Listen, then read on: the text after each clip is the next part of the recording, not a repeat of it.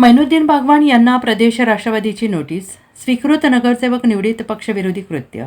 महापालिकेच्या नगरसेवक पदासाठी स्वीकृत पक्षाने अधिकृतपणे दिगंबर जाधव यांचे नाव निश्चित केले असताना त्यांच्याऐवजी अशोक मासाळी यांची निवड करणे हे पक्षविरोधी कृत्य आहे. या प्रकरणी तुमच्यावर शिस्तभंग विषयक कारवाई का करू नये याचा 7 दिवसात खुलासा करावा अशी कारणे दाखवा नोटीस राष्ट्रवादी काँग्रेस अजित पवार पक्षाचे प्रदेश सरचिटणीस शिवाजीराव गर्जे यांनी महापालिकेतील राष्ट्रवादीचे गटनेते मैनुद्दीन बागवान यांना बजावली आहे.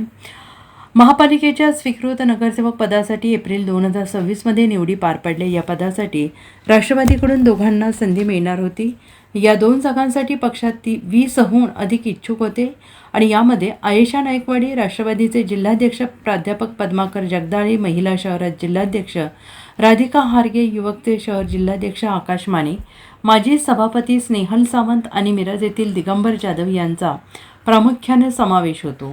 प्रदेश राष्ट्रवादीकडून स्वीकृत नगरसेवक पदासाठी स्नेहल सावंत आणि दिगंबर जाधव यांच्या नावांची शिफारस करण्यात आली होती. मात्र राष्ट्रवादीचे गटनेते मैनुद्दीन बागवान यांनी निवडीच्या महासभेत ऐनवेळी दिगंबर जाधव यांचे नाव डावलून स्नेहल सावंत आणि अशोक मासाळी यांचे नाव महापौरांकडे दिले. त्यानुसार सावंत आणि मासाळी यांची स्वीकृत नगरसेवकपदी निवड झाली.